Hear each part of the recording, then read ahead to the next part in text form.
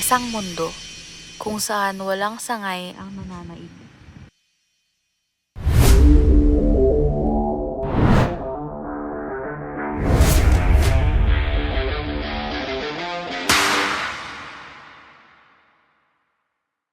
Magandang araw. Gumawa ako ng batas kung saan magkakaroon tayo ng Samgyeopsal Day tuwing Sabado. Mukhang maganda yan. Approve! Objection, labag yan sa Constitution. Sige, bagong batas na lang. Lahat ng Pilipino ay magsusuot ng pink tuwing araw ng mga puso. Beto! Oops! Tutors vote. Boto ako kay Legisari. Talaga nga naman. Pwede ba yun? Yung ika-cancel lang niya hinahain natin? Kung labag sa Constitution, malamang.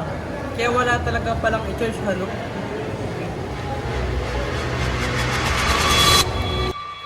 Ang lehislatibo ang gumagawa ng mga batas. Ang hekutibo ang nagpapatupad ng mga ito.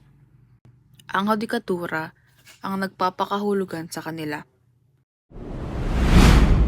At sama-sama, sinusubaybayan nila ang isa't isa. Hindi niyo talaga pag-iisipan yung Samgyeopsal tuwing Sabado?